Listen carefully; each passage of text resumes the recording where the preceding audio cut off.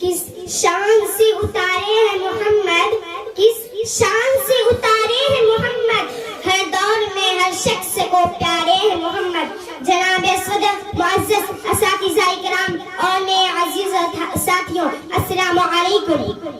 صد عالی وقار، دنیا میں ہر طرف اندھیرا ہی اندھیرا تھا.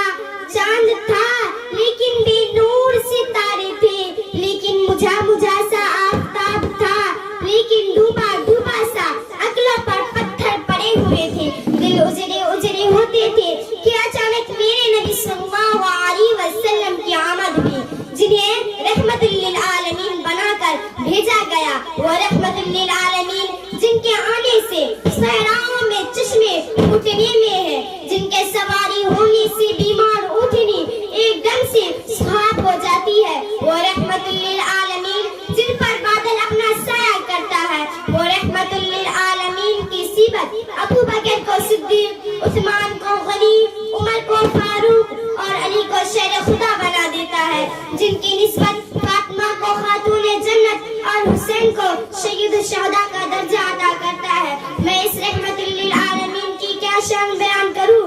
مقام محمود جس کے انتظار میں ہے، جنت جس کے انتظار میں ہے، وہ جو اپنے چچا کے قاتل کو معاف کرنے والا، مکہ فتح کے بعد عام معاف کا اعلان کرنے والا میرا رب، جن کی زلفوں کی قسمیں اٹھائے. واللیل اذا سجا، میرا رب جنہیں شہروں کی قسمیں اٹھائے. وحاد البلد الامین، جنہیں میرا رب کبھی کہا کبھی یاسین کہا کبھی مدثر. ہاں صدی علی وقار، اس رحمت للعالمین کو امت کے دردوں میں سجدوں میں میں روتا ہوا دیکھوں. جس طرف لب سے لب مل جائے نام محمد صلی اللہ علیہ وسلم سبب، کاش ہم سب بھی مل جائے نام محمد صلی اللہ علیہ وسلم سبب. وما علینا الا البلاغ. السلام علیکم رحمۃ اللہ وبرکاتہ. بہت اچھا بیٹی، ماشاءاللہ، بہت قاعدے سے. اعلان خداوندی قرآن کا نعرہ ہے، پردے میں رہ بیٹھی یہ فرض ہمارا ہے.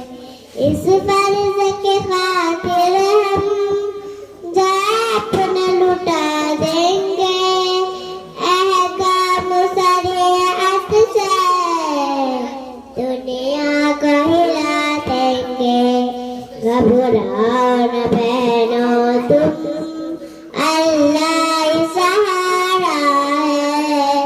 احکام خداوندی ایمان ہمارا ہے. اسلام کی گدارا سرف نہ اٹھا آنا، اسلام کی بیٹی ہوں تو ہم کو ڈراؤ. السلام علیکم ورحمۃ اللہ.